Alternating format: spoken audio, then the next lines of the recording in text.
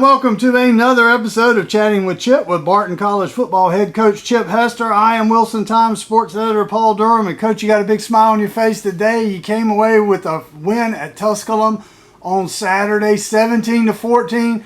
First time in 3 tries you beat the Pioneers, and it was an interesting game. You guys got off to a 14-0 lead, and then they sort of fought back, tied it up in the fourth quarter.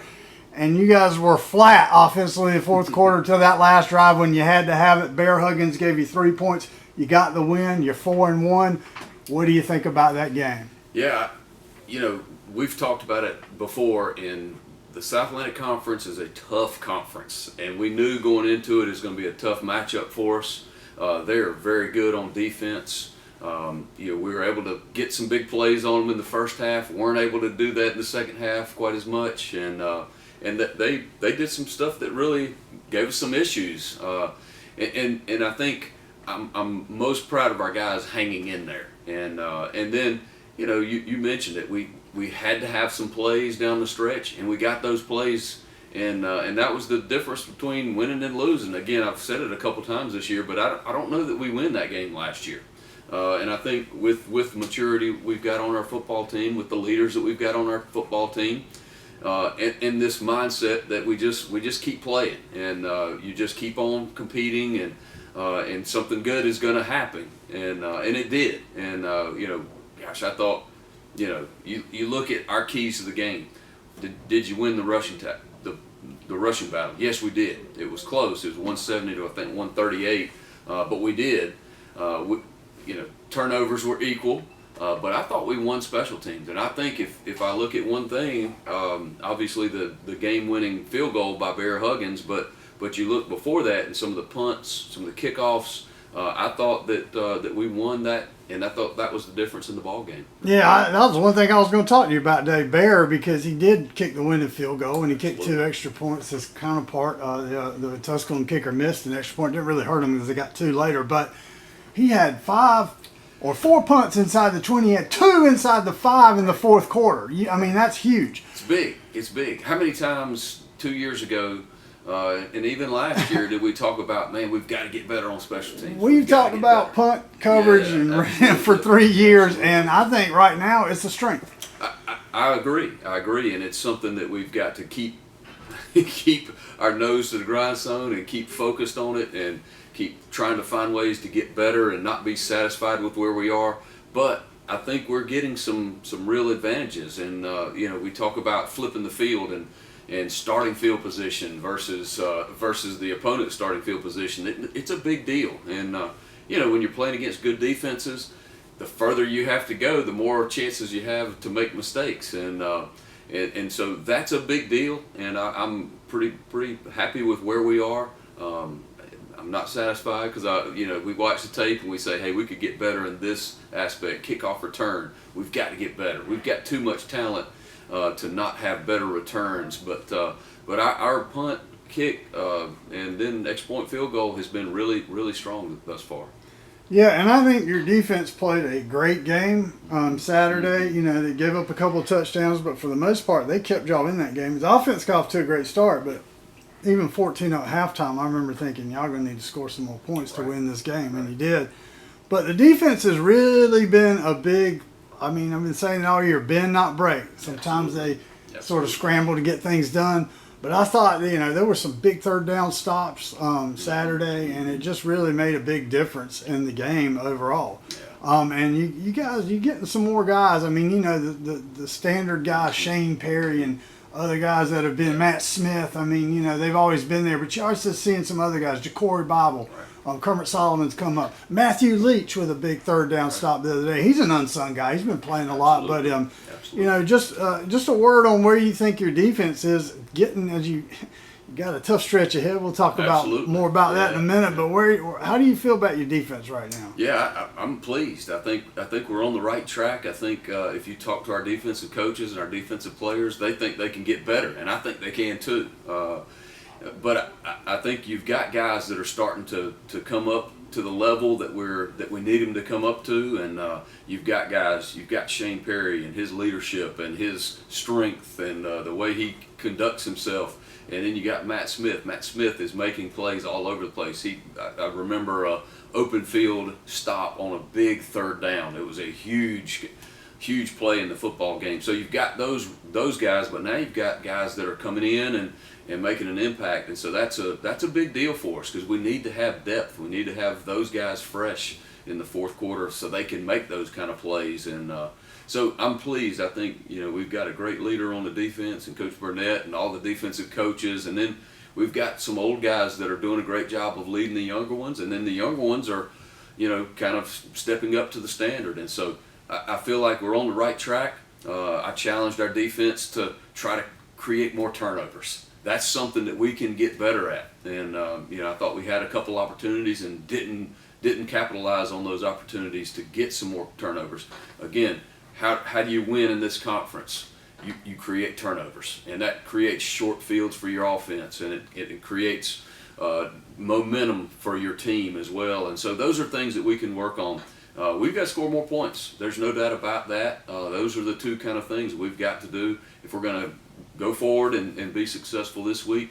We've got to create a turnover or two more, and then we got to find some ways to punch it in when we get those opportunities.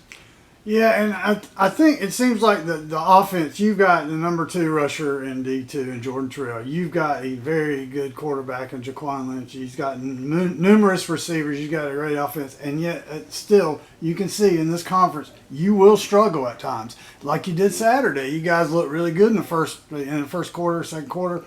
And then the second half just shut down. And I was, you guys were doing a great job with the play calling, I thought. Lots of looks. I mean, you got the ball out in the open to Jordan. He caught 4 passes, 39 yards. He'd only caught 1 pass. Right. That was huge. And getting Cam Johnson running the ball. You were mixing it up as much as you could, and it still wasn't cracking it, but I think ultimately it played a role in getting them to wear it down. The biggest problem seeing with y'all's offense Saturday was execution. Maybe some routes not run right, things not quite right, timing's off on the passes, but for the most part, I mean, you guys it's a South Atlantic game. You guys are just going to have to fail 5 times to succeed once, and you walk off the field with a win. So right. It's funny if you watch NFL football, the South Atlantic Conference is almost more like that. You don't have obviously the Dolphins scored 70 the other day, but more often than not, they're not. It's not 40-some to parity 38 or whatever. So they're in the difference between winning and losing is so tight. It's just so tight, and so I think you see that all over the league. You see it time and time again. The team we're playing, they've had close games this week, and all over the league it's like that. So it magnifies how competitive the league is, and how the little things make such a big difference. You look at the game and you go, man, we had some one-on-ones and didn't take advantage of them, and so some of there's a pass protection problem here, or there's an opportunity to make a play and we don't make a play, or we don't make a throw, or we don't do something exactly right, and we can all say that's about what our offense is doing, but it's also what that defense is doing, and that defense that we played this past weekend.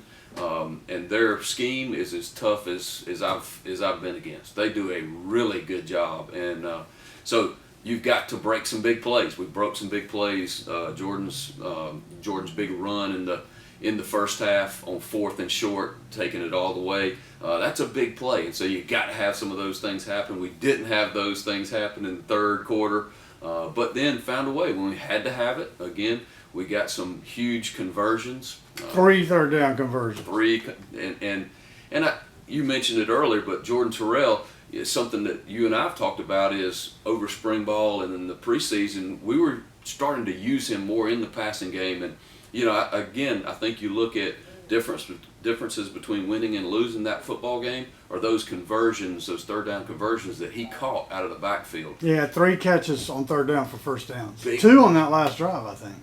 Big time. And I thought to give our offensive coaches, Coach Mariani and Coach Kane and Coach Vincent and everyone, give them a lot of credit for finding something that worked. And so Tusculum takes away a lot of things that you want to do, and so you've got to have different things to go to, and I thought that was a really big kind of shift in the game. Yeah, and they get after the quarterback. Season high 4 sacks for Jaquan on Saturday, and they're number 6 in the country in sacks. So I mean, they do that well. Again, though, that's something that you take and you learn from and you move on.